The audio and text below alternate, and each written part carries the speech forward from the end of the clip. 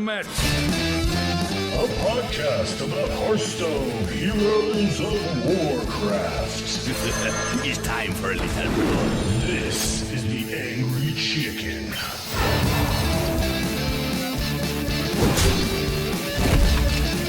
I hope you like my invention.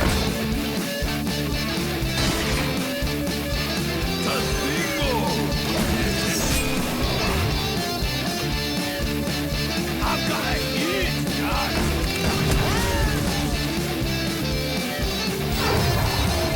Reporting for duty. Welcome back, everyone, to the second episode of The Angry Chicken, and I'm going to do my best not to scream, "Oi, oi, oi!" after that intro music. I am Garrett Weinzierl, and with me, as always, is Willie Dills Gregory and Jocelyn Moffitt. Guys, welcome back. Jocelyn, how you doing this week? I'm doing pretty fantastic. It's been an absolutely crazy week. I'm so excited for episode 2. This is going to be a blast. I know, now that we've gotten everyone really excited with a not terrible first episode, we can let them down. I don't know. I thought it was pretty bad. I think I was off my game for episode 1. So you left that 1-star review. That was didn't me. want to I say left us a anything, 1-star review. I was like, screw this. This is the worst show. This is shit. I'm leaving a shitty 1-star review. I hate myself that much. That's you're a self-loathing podcaster, Dills. That's honestly, I think it's a lot of us, but I think you took it to a new extreme. So Yeah, but you know what? I made up for it by playing so much Hearthstone that my eyes bled this week. So I'm ready to rock. I don't care. Nice. I'm turning on the juice for this week. badass. That's great to hear. I'm doing all right myself. Played some Hearthstone. Got coached by none other than Dills right here. Oh, that's right. Yeah. Matter of fact, you can head over to youtube.com/StarcastShow because YouTube doesn't let me change the address to my YouTube. It's pretty much the A move of YouTube at this point, and there is a VOD up of Dills coaching me through not only constructing a Druid deck in Arena, but 3 games. Yeah, and you were 3-0 in those games, and then what happened? Spoiler alert, man. You're not supposed to tell them. You're supposed to make them want to know how those 3 games went so they go and watch the VOD. Well, they don't know, but I'm just saying. But can we just say that was your best Arena run to date, right? It is. It absolutely was. Right. Yeah. I went on to go 5-3. I won 2 more games, and Okay. Mages kicked my ass really hard. Mages are tough. Yeah, mages are real tough. But you were kind of a magey shaman, or no, you were a magey druid, right? Yeah, I had all sorts of spells, and all stuff. sorts of removal. Unfortunately, those 3 games that you and I played, you kind of got me in the habit of like, all right, dude, don't be so conservative with your removal. We've got like 3 swipes, star everything. If it has star in the name, you've got 2 of them. Just use your removal. And I did that against one of the mages, and no more removal came up. Oh. And I was just like, oh, shit. And then suddenly you were like, you were just looking at 5 dudes on board and nothing that you could do about it. Pretty much. I think the replay should still be up here on this Twitch channel if you're bored enough one day, Dills, to judge me. Oh, I'm definitely going to do this. I will judge you harshly. And if it's down, let me know, because I've still got the recording somewhere on my hard drive. So okay, all right. I'm going to look into this. I'm going to watch what you did in the other games. And we'll see if we can find what went wrong. It might be that you just played really good decks. That's what happens in Arena sometimes. I'm thinking that I'm probably just not that good, but Well, no, but once you start winning more and more games, you start going up against other people that have won more and more games, Exactly. right? So when you're 3-0, then you're going to be playing against people that are really kick-ass. So yeah. That's the thing. Once you get to, I think like 5 is like the real threshold where it just starts to get tough. Like you're not going to see guys make really weird plays anymore. yeah. Like sometimes in game 1, 2, and 3, you're playing guys who don't really have a lot of experience with the game, and you'll see really, really bizarre moves and also really weird cards. Like I've seen Magma Ragers and stuff, and I'm like, what? How did you pick that card? But then you get to 5, 6, 7 up, and once you get to 7, it's kind of like who got lucky in games 8 and 9. Like you really, everybody's good and everyone's got a good deck. So that's the most exciting part of any Arena run, though, is once you get to I think actually game 6, because 7 is like the break even point. So it's like that's the clutch game. If you're 6-2, oh my god, you're sweating bullets. Yeah, that's a good point.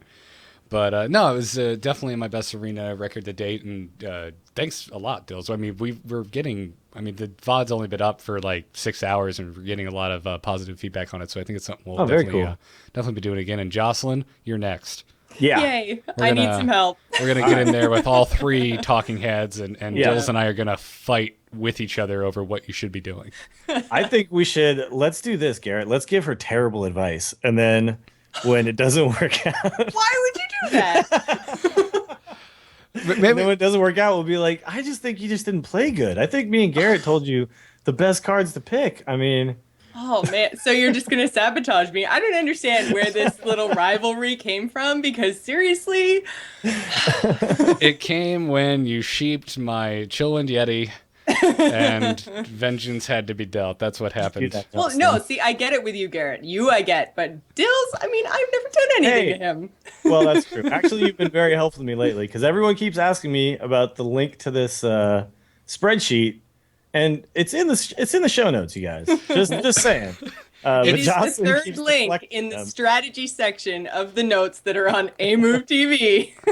Yeah. I've tweeted out a couple times, but I want people to go to our site and look at it. So go there, look at the show notes, because there's a bunch of stuff in there, and that's got the link to the spreadsheet, which I have been diligently using lately, and I'm starting to get to the point where some of the stats actually could make sense. Like there's a large enough sample size, and this is when it starts to get fun. But I still only have the 1-9 win run in there, so I need a few more of those. I've been bad. I haven't logged a damn thing. Neither have I. Well, okay, here's another thing. I'm going to do this probably next show because I really want to test this out first. But there's a guy who created an add-on that basically uses OCR and will actually keep track of your stats for you without you doing anything. Oh, Yeah. That's I need awesome. it. That I can get behind. Doing nothing, I can totally get behind. All And about then basically doing you get a nothing. little spreadsheet of how well you've been doing. So Wow. it sounds so. Someone in the chat says, what is OCR? Optical character recognition. So basically what it's doing is it's literally reading the screen of Hearthstone, and it knows So it's like not where to- actually it's not actually built in the way a WoW add-on is built No. into the WoW system. No. It's just Okay, it's just because I was monitoring gonna say, your- I'm like, I totally did not think that they had actually released all of that information yet. So I was Yeah. quite confused. But no, Yeah. that's awesome. But Yeah. basically, I mean, this is just some really smart individual who figured out how to put all this stuff together. Because man, I would not know where to start. So Nice. Well, I know where to start today's show. I think we should dish out a beta key. I Oh, think, I we think should. that's what we should should do. that be the first thing on the agenda? I think it's going to be the first good segue I've ever made in my life as a podcaster. I think that's what You just ruined it by saying how good it was. That's what I I know. do. I do something Just well, and then let I it call hang. it out and ruin the moment. So I would just be letting my one fan down if I didn't do that. So, Jocelyn, you deserve all of the praise because you went and not only collected every single Twitter handle. every single person that tweeted #AngryChicken at us, to which they were plentiful. And Yeah, there's a lot of good ones, So, too. guys, we're so sorry we can only give one out. Oh my God. When I got to, I think we were up to like 50 or 60 entries yesterday. And I was just like, oh man, like there's all these people with these really funny tweets. There's the guy that drew Hearthstone on legal paper and was like, Yeah. the Deathwing card made me laugh Oh, so man. much. Yeah, that was pretty good. Oh man, I wish I had 75 keys to give away. And to because that guy, crazy. I need to go back and find his Twitter handle because if he doesn't win, at the very least, we currently have a design pending over at /loot. At the very least, if he doesn't win this key, I want to send him an Angry Chicken shirt because Yeah, I nice. loved his handwritten on note paper, Yeah. Yeah, cut out by it wasn't even like printed. It was Hearthstone just cards. just a ballpoint pen Yeah. on like a yellow pad. It was the- Deathwing, I will burn you. Yeah, it was the best thing ever. was But amazing. we wanted to make it truly random and truly fair. So you have entered it into a spreadsheet. Everyone did. has number values, and we're going to use a random number generator to pick a winner right here live on the air. So are you ready, Jocelyn? I am ready. Are you ready, Garrett? I am ready. I've got my finger on the button, and here we go. Generate 331. Okay, what does that mean? Ooh. That means that our winner is Gruuzthun. Gruuzthun. Gruuzthun. All right, how do you spell that? That's Gruuzthun. Gruuzz. THUN from Twitter. All right. Okay. So Gruuzthun, as I will call it. Yeah. Congratulations, you're the winner of the Angry Chicken Hearthstone key. Very cool. So I can first, DM hopefully, that of many. to him if he's following me. So get on that. All All right, wonderful. yeah. What So is you it? need to tweet at Jocelyn. You need to tweet at Jocelyn then, At right? GIS Gamer. Okay, good. Yes. Yeah, make sure he knows what to do. Yeah. So tweet. Oh, I will find him. Not only Okay, good. follow at GIS Gamer, but tweet at GIS Gamer. Let her know that you are indeed the person who won, or you can just tweet at him, Jocelyn. You're a very kind person, and I'm sure you'll make sure he gets it. Oh, I will. And yes, chat room, I know Kyle from StarCast is super sad right now. Oh, was he trying to win one? He actually, I asked him, because we record A Move Radio, we finished up 10 minutes before tonight's show, and I do that with Kyle and Ben. And I said, did you enter? He's like, no, that'd be mean. I'm not going to enter a contest on a show with a guy I actually do a show with. I'm like, what? I had Why to not? be so careful because I mean, like my best friend tweeted out, like everyone, and that I was like recognizing all these handles, and I was like, oh my god, if I'm not like super straight up about this, then I'm gonna get in some big trouble. No, this was literally as random as it could get, people. So Yeah. big I congrats tried really hard. to Gruuzthun. So hopefully... I also want to give a shout out to Uncleuphagus because he was kind enough to give me a beta key while I was streaming the other night, and I immediately turned around and gave it away to someone in the stream. So Nice. that was just a really, really cool thing for him to do. He's been watching the stream since I started streaming, which is not that long ago, but basically he's fan number one of the Dills stream. So he was really, really cool to just pony up a key for. He didn't ask for anything in return. He just said, "Here, give it away." And unfortunately, there was no option for me to decide to give it away later because everyone in this chat knew as soon as he's like, "Hey, I got a key for you." Blood is in the they're water. Like, give it away, Man. please. So yeah, I was able to give it away to somebody there. So I'm glad to see that we're giving away as much as we can here, and we'll try to keep this going. What really happened is Dills found out that someone was tracing his IP that very moment and was zeroing in on his location, so he had to just chuck that sucker right back Yeah. out. Yeah, they were coming for me. Wonderful. So, anyways, now that that's out of the way, congratulations. Let's get into the Hearthstone news of the week. Starting with a tiny little hot fix patch, beta patch Well. 3937. This made a big difference, though. True, I'll say but that. I say tiny because we talked about the wipe last week, and there was Yeah. changes to all the things last week. The warrior ability Battle Rage has been changed. It now draws a card for each damaged character, which is friendly instead of all damaged characters. Also, the cost of the card, the mana cost, has been decreased from 3 to 2. Yeah, this was a well-deserved nerf because that card was ridiculous. The I mean, that efficiency card, for 3 mana was Yeah. Think about it in terms of the other cards that can draw you cards for 3 mana. So Arcane Intellect, say. yeah, 2. That's You play true. three mana card, it gives you 2 cards, but that card is you got rid of that card, right? Mm-hmm. So you basically got 1 card, really. Right. It's not, and you played 3 mana card, like it takes 3 mana off your turn. It's in early game situations, that's your entire turn.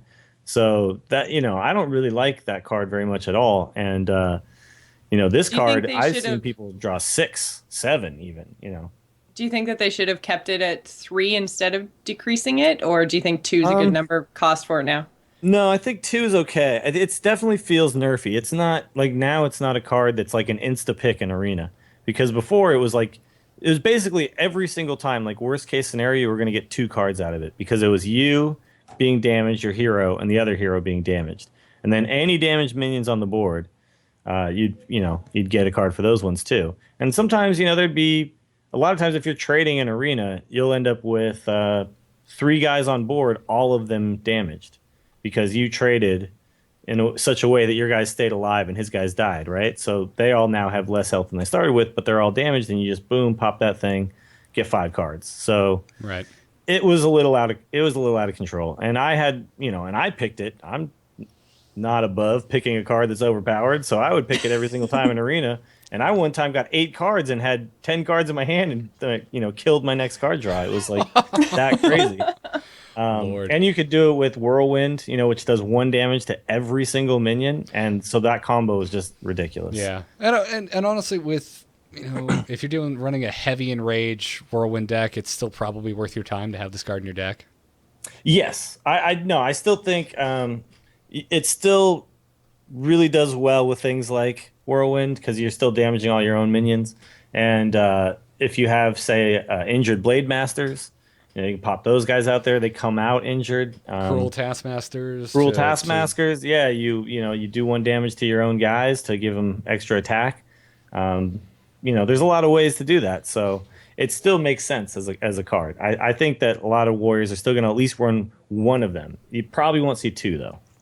Yeah. I think that's what's going to happen. Chat room's asking if you can deck yourself in Hearthstone, which is like when you're in Magic, if you have no more cards and you go to draw a card and there's no cards to pull from, you automatically lose. Yeah, that's the end of the game. Yeah. In Hearthstone, you take fatigue, which is 1 damage. So every time you go to draw and you have no cards, you take 1 damage, which is... Well, it actually builds up. So it's 1 damage the first one, then 2 the second, okay. 3 the third. Yeah. I've never gotten to that point. It only happened to me once, and I was like, no, I don't want it to be my turn again. Stop. Oh, I'm dead. Yeah, but you know what? If you were playing, especially if you're playing constructed, if you're playing constructed and you routinely are getting to fatigue situations, your deck doesn't have enough firepower. You need to get back in there. You need to add some big boys or something spells or something that can do some big damage. Because I've seen plenty of decks where this happens, where people build this deck that's it controls the board so well. The problem is you're never doing damage to the other guy. So you're never taking damage, they're never taking damage, and you're basically just cycling through your card decks. And it's one of those things you're starting to see a lot more now. People are playing much more aggressive decks, and not necessarily like rush decks, but just decks where they're not necessarily as worried about clearing the board. They're worried about setting up for these big combos, doing a bunch of damage. So yeah, I've got a story about that later when we get to our crazy game stories. Yeah, that's kind of sad. The game is evolving, and people are starting to figure out what actually works more often than because before you'd see a lot of the best players were controlling the board. You're seeing less of that, and you're seeing more of like set it up for this, especially with this Hunter deck. It's crazy, but we'll talk about that in a second. Yeah, I'm getting ahead of myself. It happens. It happens. So, yeah, good. I think it's a good change. And it hasn't made the card entirely useless, but it definitely gave a nerf where I think it was needed. So I am in favor of this change. Do either of you guys play Warrior much? No. Okay. No, I played Warrior a lot right after the patch because everyone was like, "Oh, they're totally overpowered." But I'm starting to realize it's not really the case. They can be great, but I don't think. After watching Chanman's video, I think I'm going to try mimicking his Warrior deck. His Warrior deck looked pretty cool, but his Hunter deck is what everyone's copying now. Oh yeah, it's sick. But it was really fun listening to his explanation of the Warrior deck too, because it's the hero I probably stayed away from more than any of the others. Because before the patch, I literally couldn't win a game with the damn thing. I hated everything about the way it played, and I just couldn't make it work. And then after the patch, it's like, well, I feel like I still have a good beat on how the shaman and the rogue and the priest work. That I don't know. It's like I'm following tricky to play because it's all about weapons and removing stuff with your weapons and buffing. Like the frothing berserkers, you pop those out and then you kill something with your weapon. You enrage your berserker, things like that. But there's some big combo plays with warriors as well, and that's kind of what Chanman's was going for. Yeah. Was to do damage to the hero with the weapons to the point where he could pop out his charge and molten giants, which are 8/8s that basically start out costing 20 mana, and as you take damage, every damage you take on your hero, they go down in cost. So if you're at 10 health or less, they are free. They are 0 mana cards for 8/8 creatures. And if you have 2 of those and you have a Warsong Commander, which gives all your minions charge, so basically you could play that and then play 2 8/8s right after that, and just both of them go straight to the face. So that's kind of what he was going for with that deck. Yeah. He's interesting stuff. Hopefully going to get to talk to him sometime soon. I was talking to him today. We're going to try and set something up. Oh, that'd be awesome. Should be cool. It's going to be at BlizzCon, so maybe we'll just do it live or something. I don't know. There you go. He'll be there. So, anyways, moving on to the news. There was a issue with rewarding gold, and apparently it's been fixed. This was via the Hearthstone community manager, Aratil. posted on the official forums this past week saying that they identified an issue where some players were not receiving the gold from rewards, even though the game client indicated that the gold was received. So that it should now be resolved, and that all players that were impacted by the issue did have that gold credited back to their Hearthstone account. So This was actually, I don't know, did you guys experience this one? if I did, I didn't notice. Okay. I never Jocelyn, get did you gold, notice? and I don't get rewards in a big enough amount to actually realize like it's like 10 here, 10 there. And I think it happened a couple times, but I kind of like looked at my amount and went, oh no, I think that looks about right. So I'm sure it's fine. So I'll just see, maybe Well- I'll get like 20 bonus gold in a few weeks. It And I'll could, just be yeah. like winning. Yeah, it'll be free gold for you, basically. Exactly. So I was watching Crip stream the night that he realized this, and I saw the post and stuff on Reddit. People were basically, what was happening was you would win your whatever in arena, and at the end you would pop open your stuff and you would get, I don't know, 100 gold, right? Let's say you got 100 gold. Then you would shut down that thing, go open your pack, and then when you got back, you actually didn't have 100 gold in your count. You had 150 less from the 150 it cost you to get in the arena. So you were not actually getting the rewards. And then if you logged out and logged back in, that would also trigger this sometimes. So some people weren't noticing it right away. Then they would log out, log back in, suddenly they'd have like 1,000 less gold. Yeah, Such so a piss off. yeah. Yeah, So it I was would not be crazy because happy. what Crip ended up doing was like, well, I'm not getting gold for arena, so I'm just going to blow all of my gold on packs. And he just spent all of his gold on packs, got down to 0 gold, and then I guess then it fixed the bug. He started paying $1.99 for arena runs, and so he fixed it his own way. But, that means he probably got a whole bunch of gold back though, because I think he was down like 1,000 gold from this bug. Jeez. Wow. Yeah, well, when Yeah. you play as much as those guys do, Yeah. and you know, Yeah. getting donations and stuff, I'm sure it can get up there pretty fast. But it's good to know that Blizzard caught it and took care of it, because And that I there's was a way really to worried. track it, because I mean that would be what I would think would be the biggest issue is all of a sudden there's I didn't get my gold, and Blizzard's just like crap. Yeah. Well, that's What something. are you missing? That's something I think Blizzard's always been on top of. It's obviously a lesson they learned from World of Warcraft because, I mean, you've been playing since what, Kata, Jocelyn?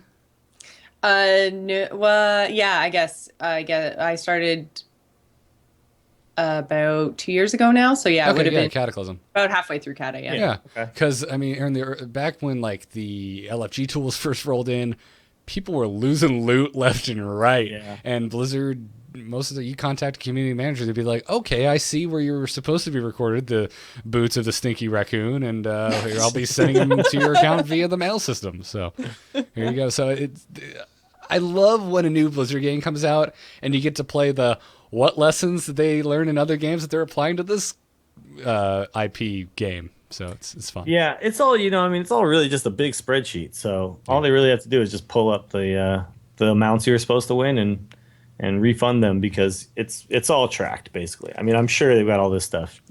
They know who's won more and lost more and all that stuff, because they actually posted the top players and stuff in the before the pre-wipe beta. So hopefully we're gonna see more of that actually now too, like real ladders where we know who like the top players are and stuff like that. That'll be really cool. There's off air, I'm talking to a lot of my buddies about Hearthstone and stuff, and they're asking me all kinds of questions about my opinion of the game. I'm just like, I don't know, because I don't know what the ladder is going to look like, and that's what I really care about. And at the moment, it is an ethereal, useless piece of information. Well, okay. Have we talked about this on the show? Like, how do we actually feel about the game just overall? I mean, obviously we all like it, but I think it's crap. I don't know I hate why. this game, and I'm out of here. Why I'm sitting here talking about it. I should really just go in my room and give a good hard look at my life. No. I mean, clearly, yes. There's a billion and one things I'd like to see added to the game or refined. Sure, absolutely. But at this point right now, you feel like this is a pretty good start, right? Oh yeah. It's a good start. Yeah. I'm not happy with the state of the ladder, and so people who are saying they should just make it a finished game tomorrow. No. Yeah, it's a little weird. You don't know what's your going biggest on. issue with the ladder? Just that you can't see it. You don't really know where you stand, or It's just absolutely pointless at the moment. You get nothing out of it. They like, I mean, Grandmaster's not even there. We're not even sure what Grandmaster's going to. You get a shiny consist of. 3 stars and a little badge and stuff. Oh, right, exactly. Talking about. In- You get Unless so you're much. still at Journeyman, then there are no stars, which is why I didn't know what you guys were talking about last week. Well, yeah, but you Stars gotta that play low. ranked though. It sounds like you're playing unranked because I think that's what that is. So That's you all I gotta can- click the little button and then you'll be. Yeah, then I you found go. the button. I have to play my matches, but by Gotcha. next week I'll be like platinum or something. So just Yeah, don't you even- go pretty fast. Here's what I think they're doing. I think the plan is that they're going to be adding in weekly rewards or somewhere in that range, bi-weekly, monthly, whatever it is. Yeah. And unless they make it harder to climb the ladder, weekly makes a lot of sense right now because you can get to 3-star master. I don't know, maybe 2 or 3 days of playing if you're playing a lot. and But- you're winning, obviously. and you're winning. Yeah, so if you have a good deck, you'll get up there pretty quick. But if they had weekly rewards, I'm all for this. I am totally all for this. If I can get another pack and some more gold because of where I am on the ladder in play mode, I'm going to do that much more. I'm going to actually construct good decks that I think are going to win in play mode. Whereas right now, all I'm really doing is playing arena. So Right, because it's the only thing that gives you any rewards at the moment. exactly. Yeah, I want the shinies, dude. I want to open stuff. I want to open packs. I can't get packs unless I win 30 times and then buy a Yeah. pack. I'm like, no, this is not. Right. That's not the way to do it. Yeah, no, and that's what I'm saying. Like, I don't have enough information to form a proper opinion. Sure. Like, weekly rewards has been something they've talked about, but we haven't gotten one of those wonderful Blizzard posts where it's like, this is as decreed by the crier of Hearthstone. Yeah.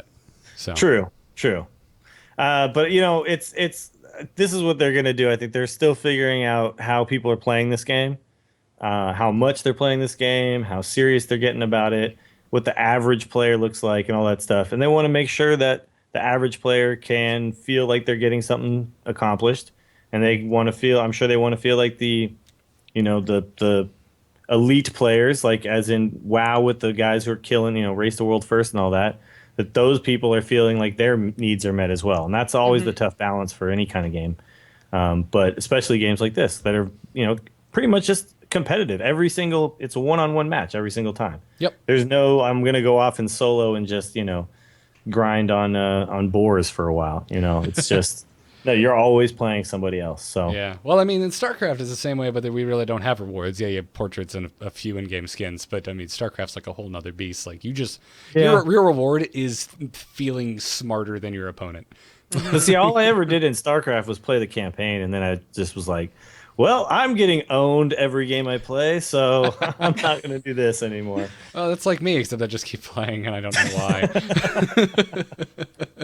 But that's a really small change though, if they just showed you the ladder, because I know that's a huge, huge thing in StarCraft. I mean, I was never as high as you there, Garrett, but at the same time, I've never been that high either. I don't Hey, know what false Bronze claims League you're. hero. Yeah.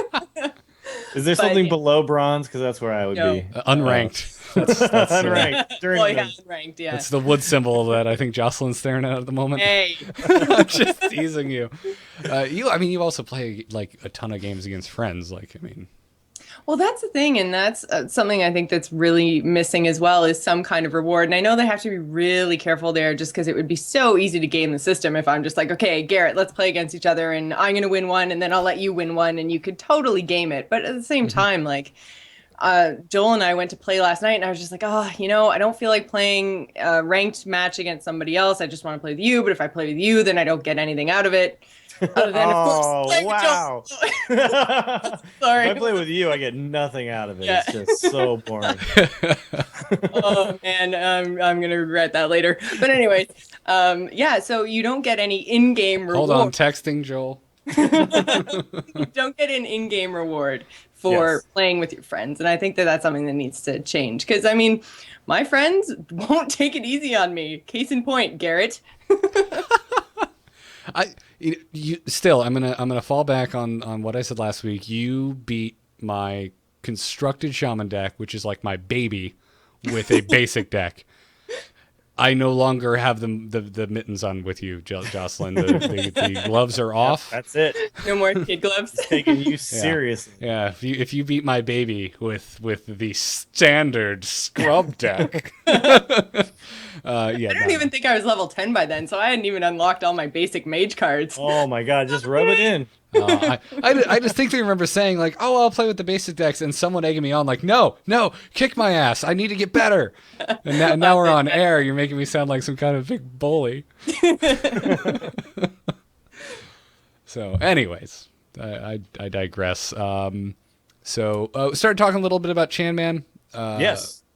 Which kind of leads, I think, into the Hearthstone Team Liquid Open, right. which happened this past week. When Wings of Liberty was in beta, in the early stages when it was out and released proper, Team Liquid did Team Liquid Opens for Wings of Liberty. It was a ton of people entered. The prizes weren't huge. In the case of this, I believe it was like $25 and 3 months of Team Liquid Pro or whatever their elite system is. Not elite, premium like subscriber system for the Team Liquid site is. But it just, it nurtures a competitive environment within the community, and so they're gonna keep doing these. I'm really stoked, and Dills, you were saying you're probably gonna play in the next one. I might even as well. For sure. Well, here's the thing. I didn't have time to play it on this first day. I would have totally done it if I could have actually squeezed in that much Hearthstone time on a Saturday morning, but I just couldn't that day. But this next one is November 2nd, which I've already said because of the Extra Life thing that I'm going to be playing video games all day. So might as well do this first. But it's really cool. So what they're doing is they're trying to create like a similar kind of atmosphere where they got these open tournaments. You just sign up and anybody can join and anybody can play. And they had 140 people, and they streamed the finals and the semifinals. Although they did it like recorded and then afterwards, basically, and then like Trump and Monk from Team Liquid did some commentary on the games, and they did a really good job. I mean, the stream was a little iffy, but I think it's the first time through, and they're working on that. Oh yeah, and the pre-recorded makes sense because there's no good way to spectate the game at the moment. It's actually impossible to spectate the game. This is the big problem right now too, is that unless you have both players streaming, and you can pull either one, and then basically like swap which one you're looking at based on whose turn it is or something like that, there's really no way to do it right now. So you kind of just rely on one of those guys, and Chanman was the one he was streaming himself play, so they're using his feed basically. So we're not looking at like the hand of his competitor, which so they're guessing what the other guy has, and they're really just commentating on what one guy's doing, what one player is actually playing. So it's a little awkward, but hopefully what happens soon is Blizzard just adds in a spectator mode, and we can actually truly have StarCraft style casts where the viewer knows exactly what's going on. Right, exactly. I mean, there's obviously some interest to like, well, this guy could have this in hand, and that is cool, but I think in the end game we really need both sides of the equation. So But Chanman won, and Chanman won with basically a cheese hunter deck. Which, if anybody, they did the same format that Blizzard is doing at BlizzCon, which is, I think, a really cool format because it kind of gets rid of so Magic. There's a lot of the sideboarding, where basically you build a deck that you think is strong, and then you have like 5 cards that you can shuffle into that deck just to counter one particular deck.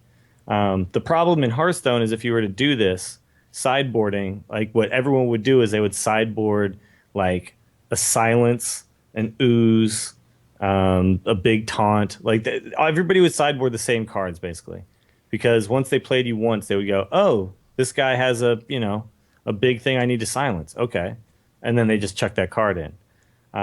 So what they did instead was they said make 3 decks of 3 different classes. It's a best of 5, so race to 3. Once you lose, you have to select another deck, and the other guy keeps the deck he won with. So basically, that's interesting. Yeah, you select a deck that you think might beat that deck, but it has to be a different class, and then you go back again, you play again. So Chanman was just destroying everybody with this single hunter deck. I don't even think he played any of the other decks except maybe once or twice. But we should probably talk about this deck at some future show. Mm-hmm. Maybe we can do the hunter stuff. But basically what it is, it's a 1-turn win hunter deck. All in 1 turn, you drop like 6 beasts that cost 1 mana, and then you cast Release the Hounds and just destroy the other guy. Do like 30 damage in one turn. At first, I thought you meant like a first turn win, and I was like, "What is Oh, this no. magical 1-mana card that Hunters have?" Like, No, it's like turn Yeah. 7 or Yeah, 8, it's done. basically. He hacked Mike Morheim's account, and he has this golden Blizzard card.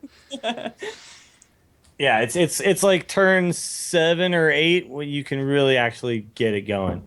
But the 1-mana young Dragonhawks, they're 1/1 with Wind Fury. You put those next to your Direwolf Alphas, and then you have the Timberwolves on board, and then you release the Hounds. They basically can swing for 8, because they hit twice for 4. So it's ridiculous. This sounds like it is a coin flippy piece of crap on its face. Like, Yeah, it feels like, again, Magic comparisons, like someone who plays mono red. Like, I just want to kick him in the shins. well, okay. Yes, it is. I would say on its, like, just basically, like, just looking at it, you're like, this deck is not going to win unless you get that perfect situation. But what Chanman did, which was really smart, was he built kind of a hybrid version of it, where he had the cards also in the deck that he could actually manage the board until he got the cards. Yeah, that he had 2 explosive traps. He had an explosive shot, a multi-shot, one. What's the bow that gains a charge every time? Eagle horn bow. Eagle horn Yeah. bow. He had one of those. Yeah. And again, he has a video out which I should have linked in here, but I will link it in here after the show because it's great. He goes through his deck and he explains why he did everything and why, despite the reason that some of the top players hate hybrid decks, he made a hybrid deck regardless. Yeah, it's what it is. It's a deck that it has a purpose. Like, this is the thing that I like about it. It has a purpose. Like, I have this one play that I know can win me the game anytime I get there. All I need to do is get there. So I need to survive until I can get to that point. And so he has all the other cards that will allow him to get there. And it's a smart way to build a deck. And you can do that with not just like a cheese play where you just go crazy. You can also do that with like my Shaman deck right now that I'm playing is basically a Wind Fury deck, right? All I'm trying to do is drop big dudes and give them Wind Fury, and then I can kill you in one turn. But I have to manage you until that point. Because I'm not going to get those 2 cards in my hand every time. So it's not like the Miracle Rogue cards or the Rogue deck I played against you, where basically I relied entirely on those 2 things happening. And if they didn't happen, I lost every single time. Yeah, This is different. An honest to God coin flip. Yeah.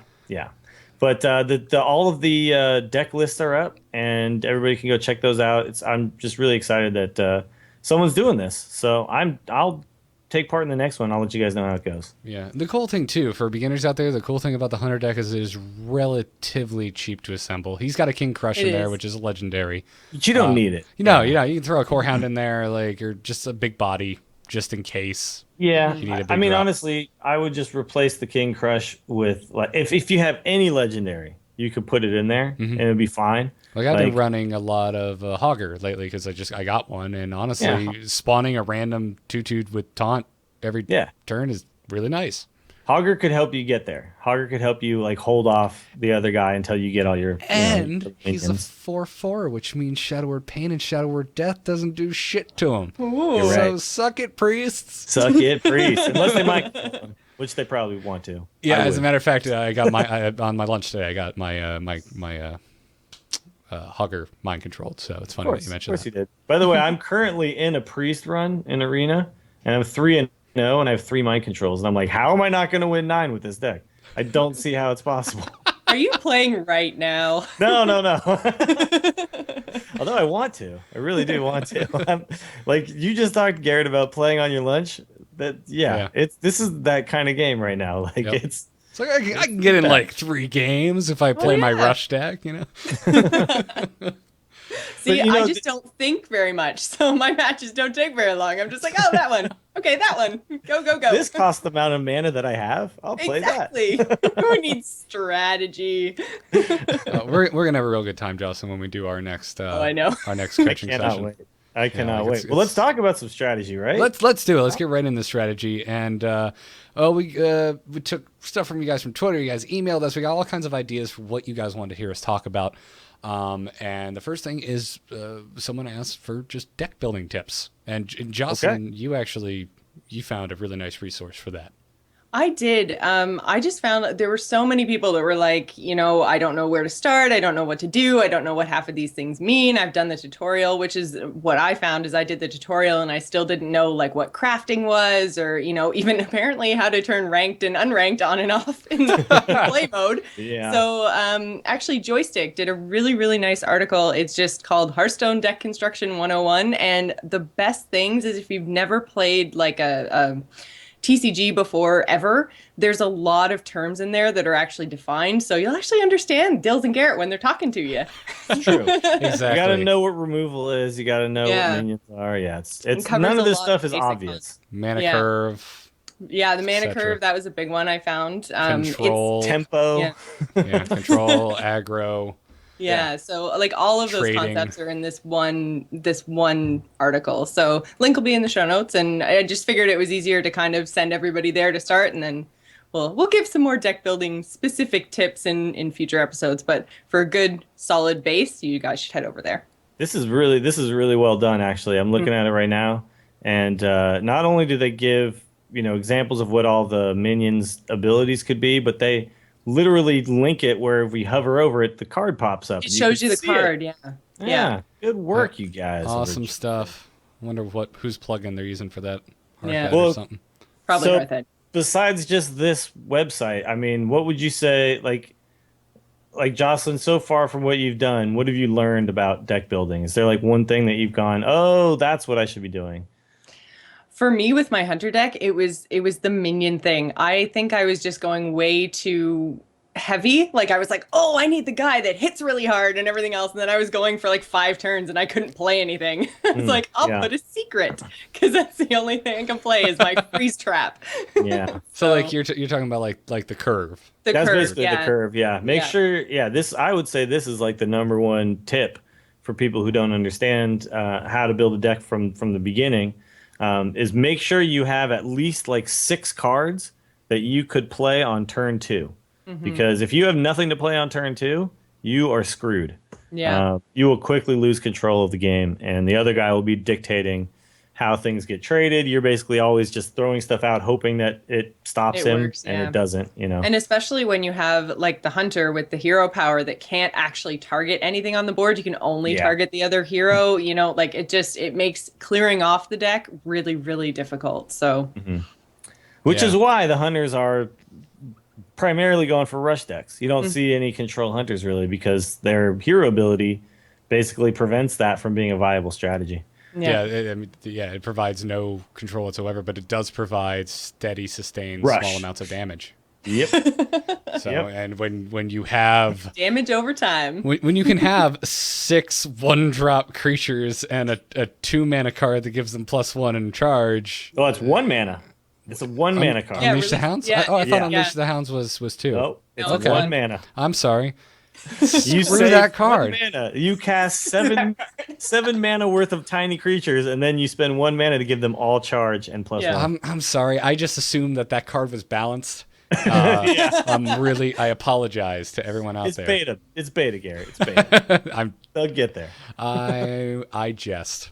What about you, Garrett? Any like big, like this is the thing that you always got to make sure you're thinking about? I'm trying to think because it's funny because you made me think of my epiphany moment in StarCraft was when someone showed me shift queuing. Like if you hold down shift, you can queue up multiple things with a single unit. And I remember when that happened, I was just like, my worldview is nothing now. It has crumbled.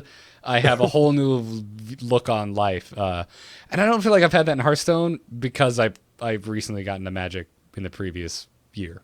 So I feel like I had all these epiphanies in Magic, and they're kind of just lending themselves to Hearthstone. Yeah, I mean, Magic was weird when I first started out because I didn't even realize it took me like 5 or 6 games to realize that the damage on the minions kept going away. I was like, what? But they just heal? What do you mean? Yeah, but I just smacked him in the face for 4 damage, and now he's a 6/5 again. Yeah, stuff like that was pissing me off. I had that epiphany in Hearthstone in reverse. It was like, what? They don't heal up every turn? What is this crap? I like that so much better. I gotta say. I'm not against the Magic way of doing things, but I really like that when I have a guy on board, I can pick where I attack and what I do with it and everything. Right. The Magic way of doing things would be so difficult, though. Like the Hearthstone way of doing things in Magic would be so hard to keep track of what cards have been damaged, how much in each turn. Like, can you even imagine? I have my tiny little sticky note on every card that I keep track of my health on. Like, it would it makes a lot of sense that that's how it worked because, once the card lived, it's like you don't have a way unless you're marking your card to keep track of this stuff. And like the health is 20 because a die 20 is perfect to keep track of your health. Yeah. It's like it all makes sense. But this game, everything is the way I kind of wanted it to be when I was playing Magic. Like I really like Magic a lot. I think it's a great game, obviously. It's hard to talk bad about a game that's got so much, so many legs, but there's a lot of things about Hearthstone that I'm like, thank God it's like this instead of like things like flying and stuff used to just make me so annoyed. I was like, oh my God, it's a dude with flying and I have nobody with reach. I'm screwed. Like there's no way for me to win. Stuff like that. I'm glad it's gone.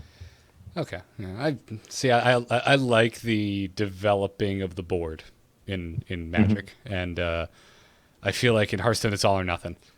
You're not going to see those situations with like each guy has 8 cards out. Yeah. And then nobody wants to attack because if I do, you're just going to block everything. And that stuff is different. And that being said, it does. I guess did make me think of something that I actually was just talking to the guys over on A-Move Radio about because they were asking about Hearthstone and any tips. And I think for me, when I realized that, at least at the moment, with the way the game is played, the most important thing is to get your opponent's minions the hell off the board. Mm-hmm. Like, keep control of the board at almost any cost. I'm not saying trade 2 for 1, although against certain decks, which I'm about to get into here in just a sec, you should do that. But sometimes you should. Right, but for the most part, like, pure aggro decks are going to fail. Yeah, unless you don't get the right cards to counter them. But that's what they're kind of relying on is you not being able to deal with it. Right. So but it's a lot to see. I guess what I'm saying though is really like that those situations in Magic where I kept putting dudes on the board and then passing my attack turn, those games just bored me. Like it was just like I can't attack with anything. Oh, you're clearly not a blue player because I love sitting back with my instants and like I have all these on the board and I'm gonna bait you with this guy and then I'm gonna cast my instant and he's dead and I laugh. Well, no, I mean I played the blue stuff a little bit, but I guess I just didn't play it enough to wrap my head around it because that's that. And also I played it a few times where I died because I ran out of cards with that deck because you just draw so much. Yeah, I don't want to get into it too much, but it's been a while since I played an in-person physical Magic tournament, and the last one I did was the pre-release for M14. And do you know the card Jace, the Planeswalker? No, I don't think I did much Planeswalker stuff. So okay, well the Planeswalkers all have abilities that either up their life total or subtract from the life total. Usually the ones that subtract are pretty badass. Jace is a Planeswalker. He has one of his abilities costs it's just 0. It does nothing to his life either way. And your opponent just takes the top 10 cards of his library and throws them in the graveyard. You just mill 10 is what they would call it. God. And you do. I'm looking him up right now. That's insane. Yeah. So in Constructed, not that big of a deal. You're playing with 60 cards. But I was playing in the pre-release sealed tournament, so we're playing with 40 card decks. Yeah. We're playing 4 rounds of best of 3. The first 2 guys I played both had Jaces in their deck, and I had no removal to deal with him. So they both milled me out. I lost my first 2 rounds, and I was just like, screw this. It's 2 a.m. I'm out. Yeah. So you're not I going to have see had, stuff like that. I have had really, really sad experiences. So I have seen that there's been some decks that I've seen people build that have I think it's the Cold Light Oracle or something like that, where you make the other guy draw 2. And then, like, if you're playing a rogue with it, every time I see that thing, I'm so happy. I'm like, oh, thank you. Like, thanks, man. You know, it's funny though. It's really not. It on the surface it looks terrible, but you're drawing 2, he's drawing 2, and I'm getting a minion. Like, I don't know. It's not terrible, but it's also not ideal. So there's not terrible reasons. I don't know. It's not one of those cards you just ultimately pass over every single time. Right. But if you can use it, so I've seen decks where you play it. You panned it back in your hand, then you play it again, and then so the other guy draws a bunch of cards. Then you can like vanish everything off the board with a rogue, and then all the cards that he had on the board go back into his hand. But if he has more than 10, they can't go back into his hand, so they end up actually just getting destroyed. It's a really weird deck to play, but That it's is interesting. strange, but yeah, that actually sounds really dirty and reminding me of a blue deck. Yeah, it's the only similar type of mechanic in Hearthstone. So Yeah. we got to help this one guy though. We got to help Pakuin before we get out of strategy. Yeah. He wanted help for playing against Murloc decks. He's been saying that he's just. He was going to running give out. up on the game. He was going to give up, which is why I was like, okay, we have to talk about this because we have to save poor Paquin. Paquin here? Pakuin? Yeah. Pakwan. Yeah. Pakuan? Sure, why not? I think he may have been hamming it up, so we put it on the show. But nonetheless, this is a problem that I feel like a lot of people are running into, which is So everybody knows, threaten to quit the game. I'm a big softie, so. yeah. But yes, it's the dreaded unannounced 9th class in Hearthstone, the Murloc. Yeah. A lot of people run up against Murloc decks because, much like what the Joker likes, they're cheap. Yeah. But you know what though? Here's the way it works. You run into them a lot early, and then you stop running into them the higher you go up the ladder. Are you saying they're like a 6-pulling Zerg? Yes.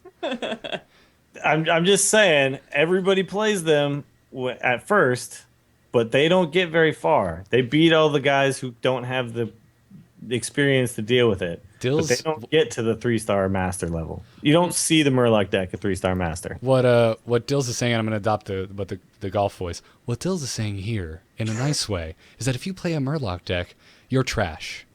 You're not going to go far in life or in Hearthstone. Yeah, it's one of the it's cheap, it's annoying, it's just I don't know. It can be fun, I guess, to just play one kind of card over and over again, but it's cool because it's instant synergy. It's like, I want a deck that synergizes and I don't want to think about it. I'm going to play Murloc because this Murloc gives this Murloc +1 and this Murloc gives all Murloc charge and this Murloc draws a card. Yeah, at some point you're just throwing down another Murloc and just seeing what happens. Yeah, exactly. What does this one do? What if I put the green one with the purple one? Yeah, exactly. And it is fun. And if you're new to the game, it is, I think, actually a great entry point because it's a good way to learn about card synergy. Yeah, and no, I mean, it's got its place, and you get to hear the gurgle, you get to hear that over and over again. That's cool. Yeah. But this guy was basically getting really frustrated playing against him, and I have a feeling it's because he hasn't opened a lot of packs yet, doesn't have a lot of cards. But you could deal with them with basic decks if you have the right kind of cards to deal with them, and that those things are Taunt, AoE, and other like low cost minions that will trade up with the Murlocs, because all the Murlocs totally are like stealing all of my points. Oh, I'm never putting anything in the notes again. Yeah. Well, that's I the way just to went do down it. and read my entire list of points. That's the way to do it. Hey, you wrote board clearing spells, not AoE. It doesn't matter if they're analogous. Is this in the notes right now? I'm in the chat. It seriously is. Yeah. Oh no. Even in the same order.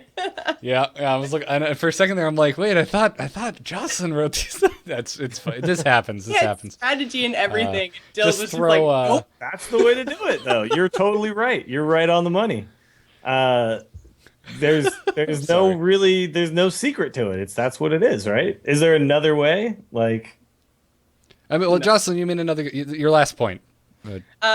Focus down basically the war leader and tide caller, the ones that have the big. They need to die. Those will need to die. Yeah. So focus them down. There's I can't remember the card off the top of my head. There's a card in the recent Magic block or set Theros.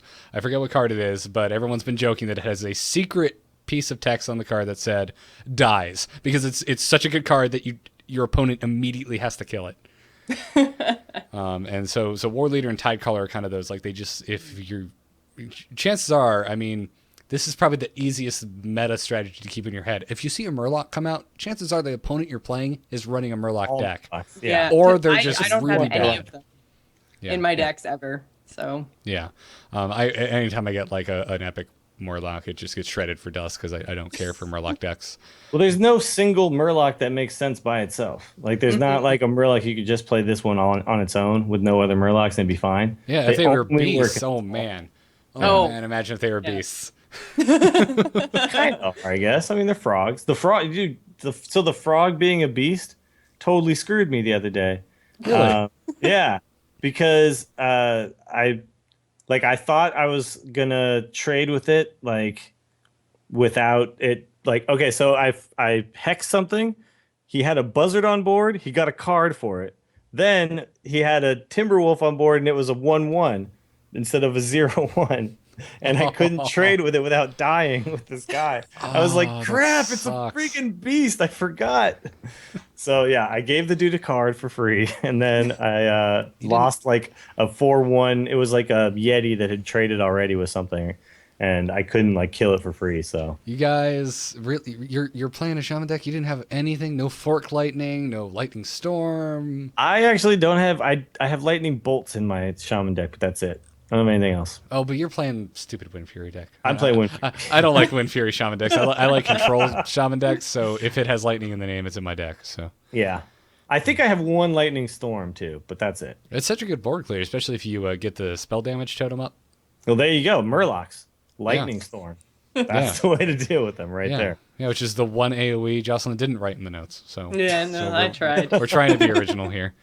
But no, you're right on the money, Jocelyn. I actually was asking Hearthstone Power about this one while we were chatting in game a second ago, and that was basically he basically said the same stuff. It's you got to make sure you have something just to stop them because they're gonna run wild all over your face if you don't. So. Well, they don't have a whole lot of health, right? They're all like 1 or 2 health, and mostly what gets buffed is the attack side, right? There's not a whole lot of buffing to the health side. There's one that gives all of the Murlocs +2 health or something like that. So when that one comes out, it kind of sucks. And also a lot of time in Warlock decks, and they play them with Blood Imps. So they get extra health that way too. But in the same way, that the AoE takes care of the Blood Imps, so they all lose that 1 health. So. That's what I hate with my priest deck, because I don't like running Holy Nova. Yeah, it's like 2 damage for 5 mana. It's just like this is just the most poorly costed rule. I don't care about heal. I don't need to heal as a priest. I've got removal coming out my ass. I don't need to heal myself. I need well-costed board clears. That's what I need, and priests just don't have it. Well, yeah, that's their only AoE, so take it or leave it. Well, you could play a Soul Priest and then Circle of Healing for 4 damage to everything, but that would be ridiculous. That's too much what ifs. I don't like another Obi-Wan Garrett saying just like you want to play with inevitability. Like if you're building a deck, you want everything to be as inevitable as possible. Yeah, you don't want to be like, this will be awesome if this happens. No, if you utter the word "if" when strategizing your deck, you're doing it wrong. I think I have about 5 ifs in my deck. Oh, really? Oh no. Well, here's the thing: you can have like one of those things as long as you have ways to get there. That's the thing. Like that is what the Chanman deck is. Like if I get all the 1/1s all in my thing at the same time, then I can play this big combo.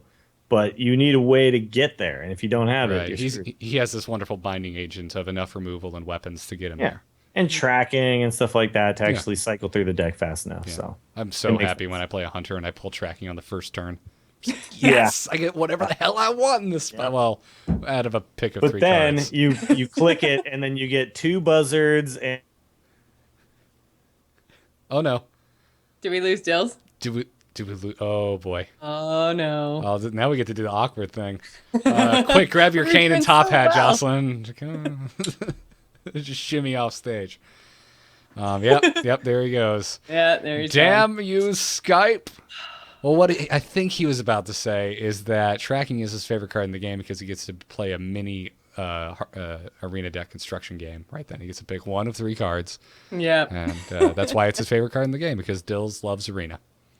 I don't think that I've ever put tracking in my deck. I always put something else instead. I think I really, really am doing it wrong. Well, although I've been winning, so I can't be that wrong. No. I'm unconventional. No. It's just there's not always a right and wrong way. I mean, there's definitely like a really wrong way, and there's definitely a really right way. But there's a million and one combinations with card games. It seems a little more limited right now with Hearthstone because we only have one set of cards. Like, it's not like Magic where you've got a year's worth of like 5 sets to pull from at any given time. I mean, we have just this, so it seems a little more narrow. How many cards are there? Do you know off the top of your head? I'm putting you on the spot here. How many cards there are total in Hearthstone? I have no idea. I have absolutely no clue. And if you're watching this via VOD and you're wondering why the overlay is getting screwed up, this is what happens when Skype drops calls. Yeah. The overlay goes to shit. Everywhere. Yeah, you're looking like, what's his name from Power Rangers, the big talking head. Oh, wait, hang on. Oh, now I'm Dills. Yeah. Quick, tell me how to win in Arena. Oh. Well, that's no You good. broke my illusion. That's funny. But so what? I mean, I don't know. Do you have your hunter deck open? What have you been running with your hunter deck? Oh, no, I don't have it open right now. But let me see. I have. Oh, crap. Can you remember all my. Like, what cards are winning you the cards. game, I guess, is a good place to start. You could probably remember what's working for The you. traps. Oh, man, dude. The traps are lifesavers. I hate explosive traps so much. Oh, I think Dills is coming back. Oh. Hear me? Back. Yay! Yeah! From I outer gotta turn my space. video back on though. Yeah, you do. All right. I don't know what happened there. I got That's- eaten by murlocs. They just all came up You were behind me. giving just away all the secrets, so. So that's bad. Yeah, we were just we reverted to talking about Jocelyn's hunter deck. Yeah. Just Of course. To Which I stretch can't for even talk time. about that well, so it's really good that you're back. Because I refuse, sir, to go into the podcast and edit it and make it sound like you didn't just drop. No, I- don't do that. Let's yeah. I do it live. That's what we do. Do it live. Well, you know the other answer to murlocs in a hunter deck is explosive trap. Did you guys talk about that? You came in the middle of me talking about how What? much I hate it, and Jocelyn crafting a verbal love letter to it. Yeah. That's also the answer to the other hunter who is playing that cheese stuff against you.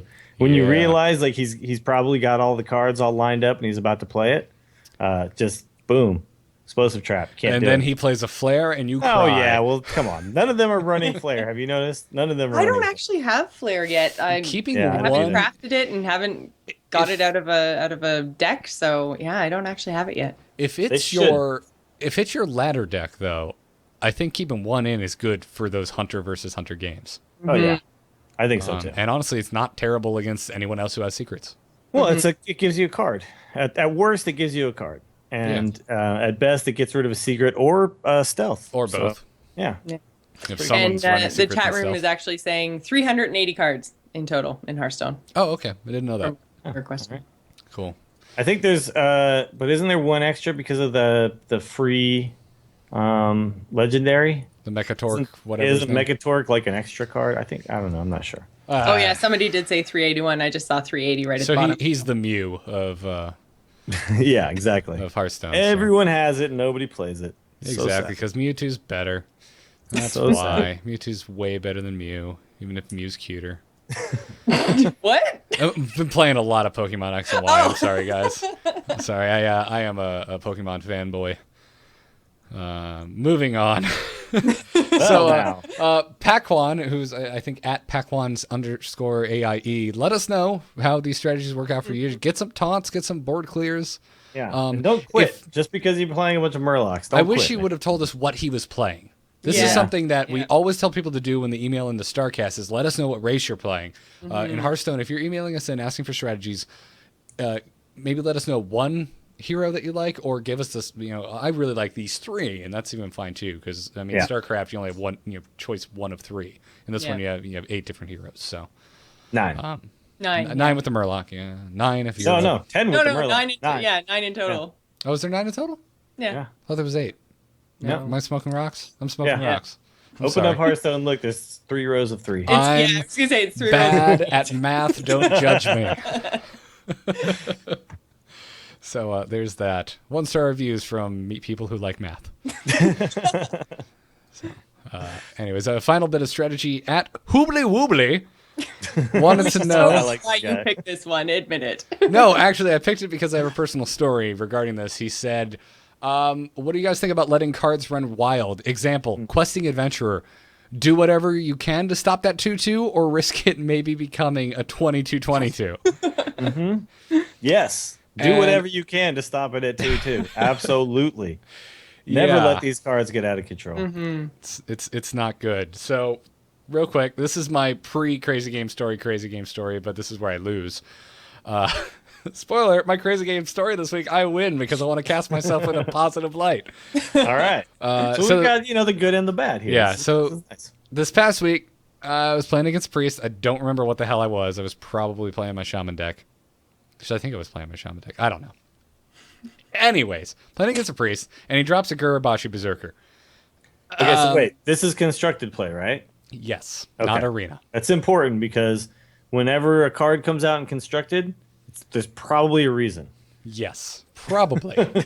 Probably. Don't underestimate the random chance of you playing someone who just doesn't know what they're doing. Yeah, okay. Because in this case, I was the person. Unpredictable. Yes. In this case, I was the person who didn't know what they were doing. So, don't remember what turn it was. All I know is he used up most of the removal and That'd be at least 5, right? Yeah, It's 5. didn't pull any more removal. So I'm sitting there. I've got like 3 minions on the board. I'm like, okay, I could sack these 3 minions and get rid of this Berserker. Or I could just not 3 for 1 because I'm from the school of magic and 3 for 1 is evil and you should never, ever, ever, ever do it. Sure. If your brain is turned on. So I chose not to kill it. And the priest then on the next turn played 2 Divine Spirits, doubling its 7 health to 14, then to 28. Hey, did math right that time. Very well done. And then proceeded to, what's the one that brings its life to? Inner Fire. Inner Fire. Yeah. So it made it a 28-28. I had no taunts on the board. Oh my God. And he swung for Fatal in one move. I was sitting at 26 health, and he overkilled me by 2. Wow. So he put that out there knowing he had those 2 cards in his hand, and he thought, well, I hope he doesn't kill this thing, because if he doesn't, that's it. And yeah, you fell right into his trap. That's what I'm saying, though. It's like that's the thing with constructed. A card comes out. I already was at a disadvantage. He had card advantage already. Yeah. And I'm sitting there, I'm like, I can 3 for 1 and be sitting No, I get it. Yeah. severe. Like, I was just in a shitty situation. I get it. But that's so like in arena, if someone puts out a Gurubashi Berserker, which if anybody doesn't know what this is, a Gurubashi Berserker is a 2/7 For 5 mana. for 5 mana. Every time it takes damage, it gains 3 attack. So in a mage deck, it's really great because a mage can ping it itself with its hero ability and make it a 5/6 like instantly, and then suddenly it's kind of hard to deal with. And a priest obviously can heal it back up after it attacks and all sorts of stuff. Right. But in constructed, like if you see like the 1/7 with taunt, if you see the 0/4 That was with the taunt, like if you Mogushan, see whatever the guy. Mogushan Ward, if you Warden, see there you these cards, better believe that they're going to play a Divine Spirit and an Inner Fire. Like that's just coming, So yeah, it's one of those things. It's like don't let any card that can get out of control. Frothing Berserker is the same way. Questing is the same way. Yeah. The Angry Chicken. The Angry Chicken. Well, then which, you by just the way- laugh Someone- because we actually got tweeted a picture of someone using an Angry Chicken in a match that got up to 42 attacks. Yeah. Yeah. So Oh, did you not it see can that? happen. No, I didn't yeah, see this. yeah. I Oh went my to the. God. I need to give you both a login for the Twitter so you can add it to your Twitter apps and follow it. Yeah. It's that's. By the way, thank you everyone. Like the response to the first show has been phenomenal. Yeah, it's been really I've good. never had a Twitter account blow up like this. I've never had to respond to this many things, and it's all obscenely positive, with the exception Yes. of 2 asshats on iTunes. Yeah. I thought we were going to talk about them. I'm going to call them asshats and then continue on with the show Okay. because I do it for free on top of my day job, and that's about all the effort I'm going to give them. Oh, wait, you don't make tons of money because you're in the biz? I thought you were like I thought we were all rich as hell. You guys yeah. aren't rich like me? Garrett, I think we're doing something wrong. Well, clearly, No, I'm not rich at all. Dills is I'm in just the black. Oh, no, the red. The red. It's the red. I'm in the Bad bad enough, one. Yeah. What's the bad one? I'm in that. Clearly, we should get a 1-star review because Dills is a douche on another show. That's Yeah. true. I'm a That's douche on how another it show. should work. You should review other shows for shows that you're not reviewing. That's what you should do. That's relevant. So thanks for that. And Hoobly Woobly, kill them questings, buddy. Kill them dead right away. Yeah. I'm surprised he's saying stop it at a 2-2. I've never seen it as a 2-2. Have you, unless I silenced it? I've never seen someone put it out and not follow it up with another card. I mean, I have like in the early days of playing, but Yeah. Once you get up into Platinum and beyond, you're probably not Yeah. going to see it. It's much like the Gadgetzan Auctioneer. Like, I don't play that thing unless I have something to follow it up with. Yeah, you want to get at least one card out of it. Like, you don't want to play it dry and just let it sit there and hope that they don't kill it, because they will. They'll kill it. Again, I mean, what we're talking about here is meta, and if you're not familiar with that term, it's like the over-encompassing strategy of strategies and trends in the game that you just know to be true. Yeah. So in the case of so that's another thing you learn. Like if you see someone drop a Gadgetzan Auctioneer and they don't do anything, and you're in a higher league, you're like, oh my god, they have no answer for what I'm doing. This is wonderful. Yeah.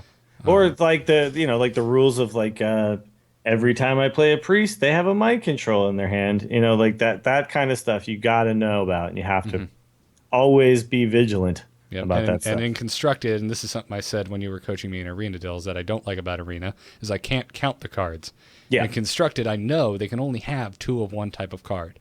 Absolutely. Yeah. Now, if I'm playing a priest and I'm a priest, they can Thought Steal and maybe get a 3rd mind control or something, but it's very rare that they're going to have more than 2 of a kind of But card. that's the one thing though that I'm actually starting to play a lot more Constructed, and I'm not so anti-Constructed right now because there's a lot of cool stuff. I mean, the fact that you can build a deck that really has a purpose and a point and some specific strategy that it does is cool. But the problem is that every time I come up against a hunter, it's the same hunter. Every time I come up against a rogue, it's the same rogue. Every time it's a priest, it's the same priest. Like everyone's kind of playing cookie cutter right now, and I'm waiting for the time in this game where everybody's figured out that there's 3 ways to play priest and they all work, and then you kind of have to know what type it is. I feel like there will always be trends because it's something that I mean, StarCraft 2 has been out for 3+ years now, and you still see trend strategies. Whatever innovation won with in WCS the past week, you're going to see that build a lot on obviously the higher end of stuff, but no one's as good as innovation, so it doesn't work as well. But it doesn't matter how old the game gets. If it's a game that's played competitive and publicly, people are going to copy what they can.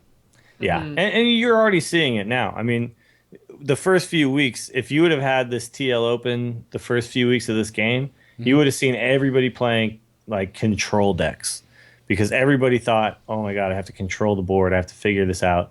And now people are starting to put together what these big combos are.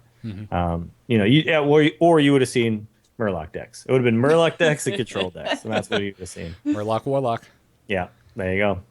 Everybody had that deck right away. Everybody in the game, you could see on the streams too. Everybody, and it was all named the same thing. It was Warlock, but LOC without the K. And it was cool, clever. Yeah, you figured it out. But you're seeing it a lot less now, which is good.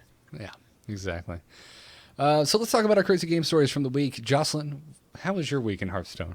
Oh, this is total Hearthstone confessions right now because I have had such a crazy week trying to organize our extra life stuff and just everything that's going on with me. So I actually didn't play Hearthstone this week, and I didn't play anything except for WoW. So here's the WoW talk happening on the Angry Chicken, and then you can talk your little bit of Hearthstone over on the instance, and it all balances out. But 1-star reviews from Hearthstone players. Yeah, exactly.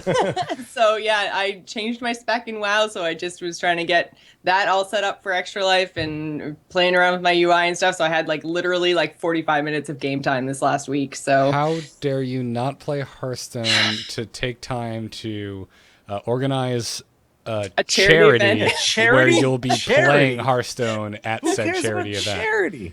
I know, I know. So, I mean, this is why I want the iPad app so badly because then I could play on my way to work. And so all I've been able to do is sit there and read about Hearthstone and wish I was playing. But on the plus side, I'm learning all the cards, I'm learning all the strategies, and I'm not actually implementing them, but I will tomorrow. I'm going to stream a whole crap ton tomorrow because I don't have anything else to do. So, Awesome. I work 12-hour shifts. So, I work Saturday, Sunday, Monday, 12-hour shifts. So my weekend's totally blown with work. So Tuesdays is my crazy game day usually. What is your stream so people can check it out tomorrow? Or today if you're listening via podcast. I think I'm probably going to be streaming to the Gamers Inn. Either the Gamers Inn or GIS Gamer, either way. But okay, so it's just twitch.tv/thegamers then? Yeah. Cool. All right. Or just, the best thing to do is follow Jocelyn on Twitter. Follow me on Twitter, at GIS Gamer, so do that. Yeah. But no, you're going to be playing Hearthstone during this charity, so yes. You're allowed. That's the way to give to charity right there. If there's one way to give to charity, and I think it involves playing video games, I'm in for this. Exactly. I don't want to help homeless people. I want to play video games. They're like, wait, I could do that and play video games? What? For 25 hours, it's going to be if I could just figure out a way to play video games and make money, then I'd be good. There we go. That's the dream. It's the American dream right now. So, well, that's cool. I'm glad to hear that you're, putting, good effort into getting the Extra Life thing up and running properly. So, actually, how are you guys managing to find so much time to play Hearthstone? Like, are you just playing nothing else, or? I am in a very violent war against sleep. Yeah, pretty much. Yeah. Yeah. Me and sleep aren't getting along very good these days, and also, I hate it. It's basically so. Yeah, so my WoW time is definitely suffering, and that sucks. But you can't admit that on this show because now someone's going to go give the instance a 1-star review because of something you said on this show. Whatever. It's but the thing is that it's really tough in my schedule to play all the games I want to play. Like I had a really tough time when we were doing the tour show because I wanted to be able to play both games. Two MMOs. That's like but MMOs are very, very. They suck your time up, Yeah. It's tough, but this game is great because the other night, I was trying to get everything ready to go to Vegas, and I could actually do a couple things and sit down and play one game, and then get up and walk away and do some more stuff, and then sit down and play a game. So I was basically able to play kind of all day, but just in between doing stuff. So lunchtime at work, I can play a little bit, It's that kind of game. You can just pop on and pop off. Yeah, and to the people, some people were saying Garrett, last week it sounded like you really disliked Arena. That's not the case. I'll tell you what I love about Arena is I can do exactly what you just said, Dills, because if I want to do a draft on Magic Online, I need to make sure I have at least 3 hours. Yeah. And that's it's not a thing you can just. Yeah, you can't just hang out and do it and then be like, okay, I'll be back later. It's like, no, you can't. Yeah, the fact that I can just be like, I'll play a game now. I'll play a game in 3 days. It doesn't matter. No, I have a 3-0 with Priest going right now. I'm not playing it. But it's there. I know I can go back to it. You're not giving anyone a walkover, so it's good. No. Yeah. So, Dills, what about you? What were your crazy stories from the week? Well, I have I had a lot of crazy games, but the craziest night in particular was I got home after my Wednesday pool league, and I just lost. I lost to this girl who I'd beaten before, and I just played really bad. She played good though too, so I'm going to give her full credit. She played good, but basically I was really disappointed that I had not played very good. And I got home and I was like, all right, well, I'll just stream a little bit. And it was already kind of late. I think it was 10:30 or 11. I was like, I'll just stream for a little bit, and then I'll get up and I'll do the instance tomorrow. I started to stream, and I think I had a warrior deck up that was 3-0 or something when I started, and then it I just lost terribly and was out of that arena, and I was making really poor plays. And someone in my stream actually said, maybe you should just call it a night. That's a challenge. Yeah, I know. And I was because I was saying well, I'm not making good plays right now, you guys. And so I was like, no, because that's what the responsible people would do. But I'm not responsible at all. So let's queue up another arena. So I queue up another one. I get Shaman and proceed to go 9-0 with my Shaman deck. And then I queued up another one, Warrior, and proceeded to go 4-0 before finally losing. So it was 13-1. I put it on my stream, and the whole thing was incredibly fun. It was like, I don't know, the deck was insane. So you just like Darth Vader, man? Just let like the rage fuel you, or what? Yeah, exactly. What are you doing? Yeah, you just have to embrace the dark side. Let the hate flow through you, Dills. Yeah. But I ended up staying up until like 4 a.m. or something. I had to get up the next day for the instance really early. So I think if you listen to the last instance, you can hear how tired I am. But you just hear Dills in the background, just slowly, very quietly muttering, "Don't talk about Hearthstone. Don't talk about Hearthstone." yeah, Don't talk about I just agreed with what Terpster said. Thankfully, Terpster was on that show, so I was like, "Cool, I don't have to say anything." I missed his Terpster's British got accent. this. I was happy to hear him back. And then I had another game where this guy put Ysera down. And this was an arena game. This guy put Ysera down, and Ysera was, I swear to God, on the board. He's not a guy. He's a jerk. If he plays Ysera, he's officially a jerk. Exactly. But Ysera was on the board for like 8 turns, and the guy had like 20 health, and somehow I won the game. It was ridiculous. I don't believe that. You need to cut that out and turn it into like its own clip so I can watch. No, that's yeah. I think it's up there. It's not highlighted yet, but oh yeah. And then D3 Josh is bringing up this really funny one where I drafted the worst priest deck I've ever seen in my life and won 7 games with it. I was like, what is going on? Like everybody was like, there's no way you can win this game. And then somehow I would win. And it was just kept happening. And I couldn't even explain to you how I was winning these games because it was stupid. Like I was like looking at my deck and I was like, I hate this card. I hate this card. It's like, I don't even know what to play right now. So I think what I'm hearing is we need to institute a one awesome story from Dills a week rule. Yeah, sorry. You're just making the rest of us sound bad. I play too much. Yeah, I play way too much, you guys. Oh, it's quite all right. Yeah, we got a lot of people from my stream in here, so that one just got reminded me of. So, just like, damn, well, my story's not that awesome anymore. What are you talking about? You got a good story. All right, so this week I was playing a constructed game with my priest deck, which Dills, I listened to your advice from last week, and I got rid of all of the minion buffing cards. Okay. And when I shredded every warrior card I had so I could make at least one shadow form. Mm-hmm. Well, you didn't get rid of whatchamacallit, the one that gives you 2 life and a card, did you? Power Word Shield? That's a good one. I think I still have that one in there just because it's card draw light. Yeah, it's a good card because it gives you a card and it busts your dude. So right, can't go wrong. Right. So you still, even if that guy dies, at least you got a card out of it. So you're really yes. You're still technically losing 2, but you replace the one card, so you're not losing card advantage at the very No, least. you're not at all. Yeah, and oftentimes it makes it so that it can trade with something without dying. Right. So you're 2 for winning them and getting a card back. Yep. Okay, I'm just going to jump in right here because you guys have said it like 3 times tonight. Can you just really quickly explain card advantage? Because I can't be the only one who's what? No, and Jocelyn, please, like, feel free to interrupt me or Dills at any moment if you don't understand what the hell we're talking about, because there's a good chance I might not understand what the hell I'm talking about. Yeah. Card advantage is when you have more cards in hand than your opponent, and it is one of the most easily overlooked things you should be actively trying to get that new players don't really think about or understand. Yeah. They could have 3 guys out, you can have 1 guy out, but if you have 7 cards and they have 2 cards, you're probably going to win that game. Yeah, it's basically, but you can also, the thing is, it's not just as simple as the cards in the hand. It's also cards on the board also count, basically. So you got to kind of take in all the factors. So, like, let's say I have a weapon in my like I'm already equipped a weapon, and I've attacked with it once. You can kind of think of that as being half a card. I still have half a card. I killed one of your cards. I kept half of my card.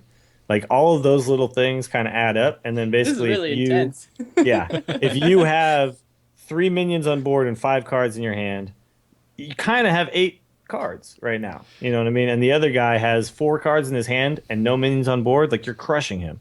So, and then there's situations where you're at 10 health and the other guy's at 25 health, but he's got 0 cards. and you have 5, it's like you're winning the game. Yeah, and that's what we call top decking. You're pulling Yeah. one card at a time, and you're hoping to God that that one card is like the one thing you need to get you back in this game. Which I Yes. also had to Google because of these show notes. I was like, what? Don't worry, all this stuff will all Yeah. become clear. Card But- advantage also feeds into that other what we've been saying a lot, which is like 2 for 1 or any exponential amount on top of that, 3 for 1, 4 for 1, etc. It's basically saying like you're paying one card to remove 2 of his, and that Right. is really good. 1 for 1, all right, good. You're not losing card advantage. 1 for 2, cool. You're gaining card advantage.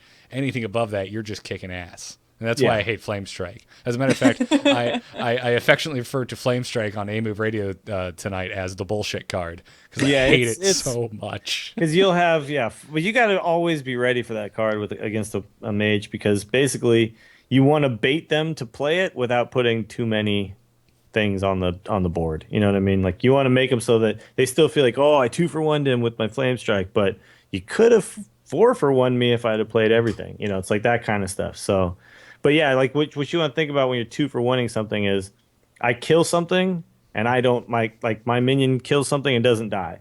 So then it's gonna have a chance to kill something else. Right. I killed 2 things with my one thing. So Yep. there you If- go. I mean, in a perfect world, you're not going to use your minions to trade with their minions. But if you have to, it's good if they stay alive after. Yeah, killing they said live, the minion. other one dies. That's what you want. Okay, so sorry. And that's how Continue you your build story. card- You can go back now. No, feel free to So stop this me is the at any stuff time. we want to talk about. This stuff Yeah, because we've gotten so not everyone who many- listens to the show is going to know this stuff. So. Exactly. We I gotta, think it's because you both have a really recent background in Magic. And I haven't played in so long. All the terminology's changed and everything else. It's good. Yeah, no. Like, honestly, like if we had started Hearthstone before January of this year, I would have never played Magic and I wouldn't know any of this. So it'd be a completely different story. But yeah, you saw it yourself, Jocelyn. Like when we were putting together notes tonight, we've been getting tons of emails and tweets from people Yes. who are brand new to this kind of thing. So Oh, absolutely, yeah. absolutely stop us to Yeah. talk about This semantics. is important stuff. This is important ground to cover because we don't want to do this show in a vacuum of, oh, everyone knows all about this game. Everyone's Right. in the beta. Everyone understands what's happening. Like, no, Yeah. there's still so many people who have not played at all. And so we got to make sure that we're kind of, really giving them like the meaty bits instead of just the nuance. Yeah. Because not every way. So, and I didn't get it right away. I was like, I first started playing this. I mean, I had Magic experience, but it wasn't, deep experience where I had been playing forever and I knew everything about everything. It was kind of, superficial Magic experience where I'd seen it and everything like that. But then this game, really kind of grabbed me, and I actually delved in and found all this stuff out on my own. But it takes work. It's not easy to Yeah. figure all this stuff out. Garrett, hit us with your story, brah. Yes, I have entitled the story "So Many Legendaries" because I think this is the game where I've never seen this many legendaries played in a single game. So I was playing a constructed game with my priest deck, and this was Okay. against a warlock As you player. do. So on turn 3, I played a Thought Steal because I had nothing better to do, and why not? So not only did I get a summoning portal, which would have made me really freaking happy, I got a Gruul. Wow. Yeah, I was just, it popped up, and I literally went, oh my god, because I actually haven't even played with the Gruul yet. I haven't gotten it in arena, and I haven't cracked one in a pack. So the game goes on. I end up playing a Hogger, which is my legendary. He kills the Hogger. Then I play my Thalnos, another legendary, to get myself that +1 spell damage on that same turn to kill off his mountain giant. I had to use 2 Holy Smites, so I had to use 2 of my cards to kill off one of his, but it was a mountain giant, so it needed to be done. Sure. A mountain giant 2 for 1's all like the world. So. Yeah. So I used 2 Holy Smites with +1, so it was 6 damage, and I had some imps out from my Imp Master that I just ran into him. So I was losing a lot of stuff to kill that guy off, but it had to be done. So then at one point, my board state was a Shield Master, a Summoning Portal, a Light Well, a second Molten Giant that I mind controlled away from him, Wow. and an Imp Master and an Imp. So I just had all the things. Yeah. All the things. Yeah. Everything. Mr. Yeah. Warlock decides to drop a Deathwing. Oh. Sacks his hand and kills everything on the board except for Deathwing. Yeah. Then I proceed to top deck a Shadow Word Death, What? as one would do. Kill the Deathwing, and then in the same turn played the Gruul, my because Shadow Word God. Death is so well costed. Oh my god. So then so clearly this guy's like not in a good position. So he plays a Mechatork, the final legendary of this game. I top decked a Mind Control. Mind Controlled his Mechatork, and he left without saying goodbye, and I was very sad. Okay, so real quick, we've got Gruul, which you stole from him. Yep. So if people don't know, Gruul is a 7/7. When you drop it, it actually gains 1/1 every turn, not just like at the end of my turn, but at the end of your turn, and then at the end of my next turn. It just keeps going up. So the next time it comes around to me, it's a 9/9. Exactly. It's Second going to turn at he's least out. be a 9/9 by then. Hogger is a 4/4 that summons a 2/2 taunt at the end of every turn, right? Yep, love him. Thalnos, 1/1 that has spell power, and when it dies, it gives you a card. So it's basically just, But he's combo super card. cheap, so it's It's 2 mana. Spell power can be really kind of RNG. It's like these cards are great if I have spell power, but I might not pull that $1 mage. But Yeah. the thing about Thalnos is you can play him the same turn you play a removal spell. Exactly. And then you also get a card back when he dies. So boom. Then you've got Deathwing, which he plays, which basically wipes the entire board and destroys your hand. Yep. It's kind of the Well, oh crap card. the It's player's the hand. red button. Yeah. The player who played it. Yeah. It's the emergency red button. It's like the don't push that button unless the world is going to hell card. Then you kill it with a Shadow Word Death, which kills anything that has over 5 attack. Then play Gruul. Then he plays Gelbin. Oh my god. This is ridiculous. Yeah, it was like I said. That's why I called it so many legendaries. I was going through this. I'm just like, holy crap! And he had a Gruul in his deck that just he never got to. Yeah, that's right, because you stole it from his deck. Oh my god. It was. I was like, this is like I don't even. That's what know. happens though in a lot of constructed. As people are playing more, you're going to get these decks that have like you're really going to start seeing people have like 4 legendaries in their decks. Right. I mean, and that's why Magic's such a pain in the ass. It's so expensive because constructed play is nothing but like the best cards. Yeah. My Shaman deck has 2 in it right now. I have the Alakir and the Ragnaros. I think I already said that, but Yeah, my that's priest pretty has- awesome. I my like priest- having 2. Yeah, my priest has Thalnos and Hogger. Yeah. You are Those are good totally ones. not allowed to have stories like this with that many cards because keeping up with the chat room and throwing all the links in is impossible. So You were doing so good though. Look Yeah. at this. Yeah, guys, Look at all if- the links in there. If you're in podcast land, you're not tuning into the live show. It is a blast. You know, we're shooting links as we talk. It's very interactive. We'll actually grab insight from you guys live. So I like that you linked to Hogger and then D3 Josh said, "This guy's really helpful." well, thank you. So let's close this episode out with some emails. We've been getting a ton. Let's do it. Vic writes in and says, "Hey guys, great start to what should be a very informative, fun podcast. Thanks. Here's my question. I was really looking forward to Hearthstone. I feel that there's going to be so many people who have so much more experience playing this game that I am just going to be clubbed to death like a helpless baby seal. You might. It might happen. In fact, it will happen. It will But happen. it's okay. Also, where do you live that clubbing baby seals is a common practice? You should probably do something about that. What are you doing typing this email?" It's probably Canada. Just saying. And I thought you people were so nice. We're nice, just not to baby seals. They're warm, man. We got to keep warm somehow. Gotcha. Baby seals, you've been warned. Yeah. Stay out of Canada. Finally, he finishes off with, "Is there any hope for someone who hasn't been able to get a beta key and have months to play and learn the game?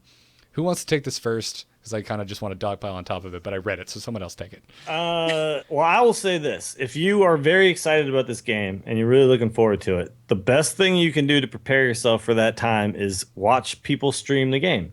Because there are a lot of them right now, and most people are explaining what they're doing as they're playing. Not everyone is, but find the ones that are and watch those. And also you can find videos of people explaining the game on YouTube. So there's a lot of information out there. You just got to seek it out. And once you actually get in the game, that's really going to help. I mean, it's not the same as game experience, but it's definitely the best thing you can do at this point. And hopefully the beta will be open soon, and we'll see you in there, and we'll club you like a baby seal. Just go to youtube.com/StarcastShow show and subscribe. There you go. You could also check out my stream. I'm generally on playing Hearthstone and discussing what the hell I'm doing. Yeah. Especially if you're in my chat, there's not that many people. I'm not like Crip or Trump or whatever, so you can actually talk to me, and then I will answer you. Like, he right then and there. Yeah. Yes, he reads the chat and he's very good about talking to people. Yeah. I just want to say that, like, I mean, again, to draw from Magic, it's like Magic's been around for the better part of 20 years. Or has it been around for over 20 years at this point? I think it might have. It's been around since the dawn of time, hasn't it? Pretty much, as far as card games, as the dawn of card game time. Yeah, the dawn of card game time, yes. And to say that you can't get into it because it's been around that long is just absurd. Yeah. We get this question on StarCast a lot about StarCraft. There's always a jumping on point.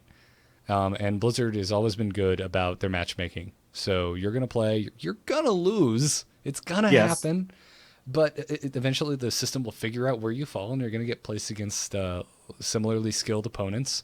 You'll probably be playing against quite a few Murlocs. If that's the case, bookmark this episode and rewind. Yeah. And we got your back.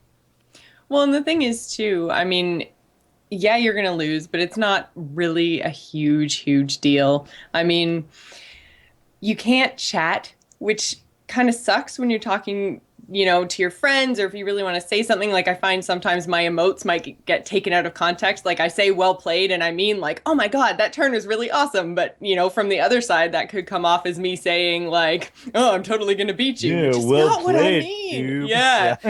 So, you know, like, but not having that chat there really takes the potential jerk factor out of it. So you can also mute somebody's emotes. So if they are just saying like, oh, well played over and over, or, you know, there's like the, what's it called? Like taunt. Thank thing. you. They do the thank is you. the- That is this the is BM. this is the I'm an asshole thing. Yeah. Thank you.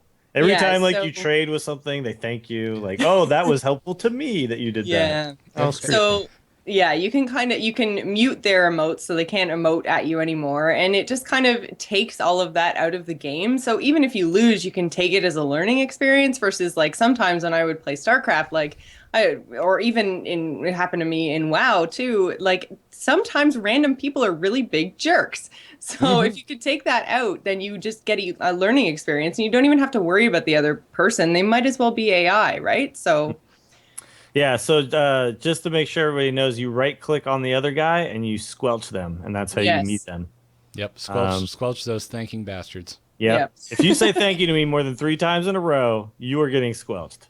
Well, sometimes I don't on the stream, but I will thank you when I do get the killing blow. So just right back in your face. I cannot help myself. If Flame Strike is played, you're getting a thank you from me. I just You flame strike, you're like, thank you. All those minions were in my way for these new minions that I want to put out. now I have a clear view. unless I'm playing like I don't know, shaman, and I have nothing but silence totems on the board. That is a sincere thank you. So, Get rid of those damn things. yep. Thanks for the email, Vic. Jocelyn, you want to take the next one? Sure. This is from John from Brooklyn. He says, "Hey gang, great job with episode 1.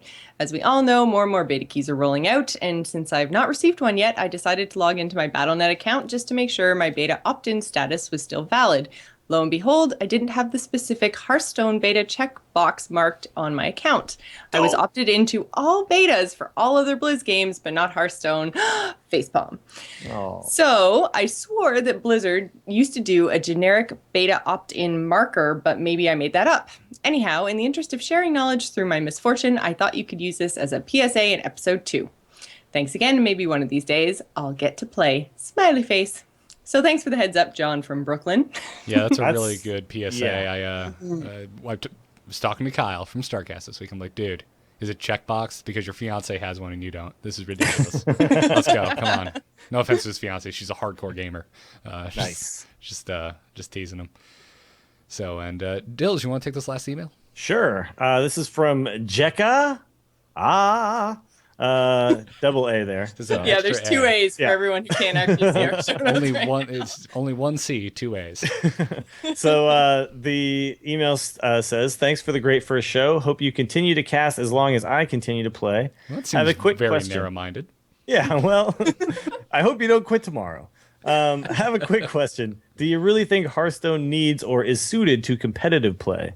From what I can tell, most of the Hearthstone community seem to want the game to be supported for competitive play, but I'm not sure if that's because most of the avid closed beta players are ex-MTG, Magic the Gathering, or other CCG, collectible card game players, and those who have a vested interest in Blizzard making another competitive game, i.e. streamers and shoutcasters. I think I can stop reading the email here because this rest of it is fairly much a just rehashing supporting of that. this. Yeah. Yeah. But I don't know. I mean, I really think that this game is perfect for competitive play, minus the fact that it doesn't have some of the features that it needs to really support that, which is, of course, the the mode where you can see everything, the spectator mode, and like some sort of a screen with stats would be kind of cool. Because that's one thing about StarCraft. StarCast is also very cool. But one of the cool things about StarCraft is you can pull up stats currently in the game that are going on, like how many probes this guy has out and how big the army is and all that stuff. At the end of every game, you've almost every piece of information you could ever want. Yes. And they could do a really good one of those in Hearthstone. How many times you've traded and not lost your card, how many spells have you played, how many minions have you played, how many minions have you killed, like all that kind of stuff. That stuff could be useful. So and replays, which is something that StarCraft has had since day one. Yes. And is just it's priceless as far as what the value of it if you're trying to legitimately improve at the game. Yeah. But I get what Jekka is saying, is that the game is somewhat on the simplistic side as far as like these games that really have become competitive.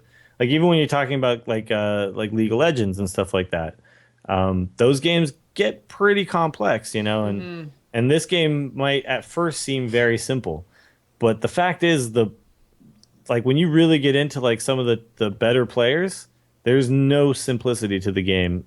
I mean, the mechanics and everything it's like one of those take 5 minutes to learn, take a lifetime to master kind of situations where you might think you've got a good handle on the game. You're like, oh, well, I know everything there is to know about this game. And then you're going to run into a situation where you don't know. You're like, what the crap? I never even thought of doing that. And Exactly. that's going to happen lots and lots of times. So, yeah, I mean, a lot of people have made the argument that it seems that they feel that Blizzard was like, well, no, Blizzard wanted this to be casual. It's just a random happenstance that it's become competitive. And I disagree with that entirely. No. If the game is going to be well-balanced and achieving perfect balance while impossible is the intended goal, it's going to become competitive.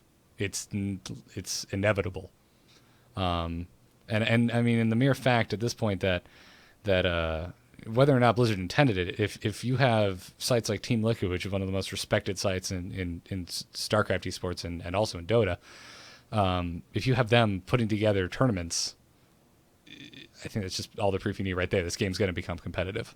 Well, and even then, I mean, Blizzard is hosting their own tournament in a couple of weeks at BlizzCon, right? So, I mean, It is an invitational. It's not a full-on the best of the best. It's, right, and there's not personalities mixed with talent. Not that the personalities don't have talent. Oh, geez, but just no, they all suck. They're all just entertaining to watch, but they suck at the game. Oh man, I shouldn't podcast at 1 a.m. I said it. Got you. But all I'm saying is that if Blizzard is hosting an event that is a tournament before the game is even released, I mean, clearly they are thinking competitive play. And I mean, I don't know whether it should be competitive arena style or competitive ladder style. You can kind of have arguments on both sides of that. But I mean, one way or the other, it's going to get competitive, whether Blizzard is the one behind it or not.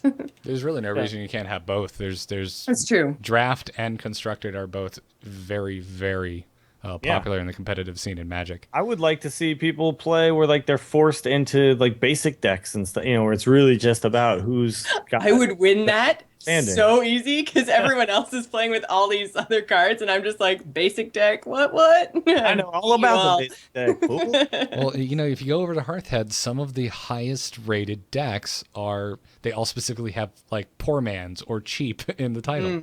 There's some really good decks that you can construct with no epic cards in them. Which Yeah, I think they're called speaks free really sets. well to I think that speaks really well to Blizzard's ability to balance. I mean, it's not a pay to win game. It's if you have no money and you don't play enough to get enough gold to buy a ton of packs or whatever, you can play with just the cards that you unlock and you can still do well. Yeah, you can do fine. I mean, I will say this though: when I play Ragnaros against you, that sucks when you don't have. But then if you have Mind Control, which is a basic card, and it sucks for me. So Yeah, Yeah. and I cast it and I say thank you. yeah, like, ooh, I get to play with a shiny. Okay. Yeah, if you play a Ragnaros and the opposing priest says thank you, he's not BMing you. He means it. No, you know what? That's what sucks is that against the priest, I can't play my Ragnaros, man. I can never play it. It's like The I chat just it room just is also sits there. saying Hex and Polymorph are also Hey, really good. That's not as bad. If they do that, okay, fine. It's like, okay, no, But if they're I basic can't have cards, it, nobody yeah. can. You don't but- get to have it. Yeah. Yeah. Yeah. But they are basic cards that can counter all these huge legendaries. So I mean, Exactly. Yeah. Pretty much every class has something that it can do to deal with all of these other crazy cards. So Yep. it's Same is yeah, true it really in, is. Seems true in Magic. Yeah. Common cards and uncommon cards like Murder and Doomblade and Death Touch creatures. It's like, cool. I love that. $40 card you just played down. I've got this 25-cent card that is Death Touch. You can't do anything anymore. Ha ha. Yeah. Yeah, it's true. It's one of those things that kind of has to be built into the game, or else it just gets ridiculous. And the guy who spent $200 is just going to kill everybody. So Yep. I'm glad it's the way it is, and there's certain aspects of it's like pay to win more now kind of thing. But I don't know. I feel like that kind of it has to be a little bit in there because you have to want the Ragnaros and you have to want the Ysera, or else nobody is ever going to pay a dime to Blizzard. So Yeah, indeed. So I think that's a good place to stop it. Thanks everyone for emailing in. We really appreciate it. We have plenty more where that came from, and feel free to keep them coming. Absolutely. We also watch the Twitter at TAC Podcast, all those kind of places. Anyways, we're at the end of the show. This is where on all of my shows I would thank you guys who left us 5-star reviews in the iTunes store. But there's too many of you to list, and this is the best problem I've ever had. it's pretty good. So honorary mentions to Coat Fur in the U.S. who said 10 out of 10 would bang. nice. And, Okay. and Ring Zero who said they let the dogs out. Yes, we did. Yeah, we did. Thank you. Everyone's been wondering who, and we can tell you. We did. We did. I realize that is actually a reference to a card in the game, but I'm going to take it as that one really bad song in the early 2000s. The Baja Men. You can't talk crap about the Baja Men. That song? I can't talk crap about the Baja Men because I couldn't remember the name of their group. That's true. That's very true. I think I even said this on my stream one night. I was like, the real question is who let the Baja Men out, because someone needs to put them back in. We do not need them doing anything else forever and ever. We did put them back in, Dills. We did. That's true. As a Collectively, as a society, we put them back in. Who says that we can't accomplish anything? Come on. The Angry Chicken is a production of amove.tv and the Frog Pants Studios, but not the Baja Men. You can see more about this and all of the other AMove shows over on amove.tv. And make sure to check out all of the other fine shows on frogpants.com as well. You can email the show at tacpodcast@gmail.com. And as we mentioned, I think earlier tonight, we record every Monday night at 10 p.m. Eastern Time on amove.tv/live, or you can just go directly to twitch.tv/amovetv and follow that Twitch channel. That way you won't miss a show when we go live. It'll let you know. And it also just helps us out. So go follow. Follow us on Twitter at TAC Podcast. I am at Garrett Art. Dills is at Willie Dills. And Jocelyn is at GIS Gamer. Big thanks that I forgot to mention last week, and I feel terrible because he's a personal friend, to Brian Griffith, who is the musician responsible for our intro music and outro music. Which is badass. Yeah, you can find him at briangriffithmusic.com or at Brian Griffith on Twitter. He does crazy just stuff I cannot grasp my head around as the civil musician that I am. He does like noise, ethereal type music. So the fact that he also can just put together at the drop of a hat like a techno remix of the StarCraft theme for StarCast or a punk version of the Hearthstone theme for this show just kind of speaks to, I think, his talent as a musician. So make sure you check him out. We really appreciate his help. And then finally, check out my personal site, nomoonart.com, for my graphic design work. I'm always available for freelance. Dills, where can people find you? You can find me on the Instance Friday at 9 a.m. Dill's time, otherwise known as Pacific time. Torturecast, which is a podcast by and for fans of San Francisco Giants who, we didn't win this year, but neither did the Dodgers, so I guess it's all good. MGA Mediocast is a podcast about the Mediocre Golf Association, and we are actually, I am heading to Vegas tomorrow for the beginning of what is known as MGA World Championship Week. So I'll be there from Tuesday till Monday, and 4 straight days of golf and 6 straight days of drinking is basically what's about to happen. And it's going to be insane. Also, you can find my Twitch stream is twitch.tv/WillieDillsSF. And I'm going to head over there right after this and Hell yeah. stream a little bit for everybody because I still got a 3-0 Priest run to finish. Nice. You finished that up. And Jocelyn, where can people find you? People can find me right here on AMove TV every Friday night. We do The Gamers In, and that is at 8:30 p.m. Eastern Time. Other than that, just follow me on Twitter, and every time I stream, you'll find me there. Other than that, I think that's about it. Oh, the Extra Life thing. Crap, I almost forgot. Yeah, really in the throes of Extra Life right now. So that event is November 2nd. We are streaming games for 25 hours. It's going to be awesome. We have tons of Frog Pants personalities that are going to be joining us, including a showdown between me and Dills in Hearthstone. Oh, yeah. So, it's on. I'm going to yeah. craft the perfect anti-Jocelyn deck. You don't even know what see. I'm going to keep all my secrets. ready for the Murlocs. I know the cheese you're going to play against me, but I promise no cheese. I hate cheese in StarCraft. I'm not going to bring it here. okay. I'll do some like investigative reporting for you, Jocelyn. I'll play some games against him, and I'll send you over his deck list. I'll be like, okay, these are the cards you need. Oh, I love having allies. It'll be like South Korean StarCraft espionage. Oh no! Yeah. I'm So and send them to you. Secret decks incoming. Yeah.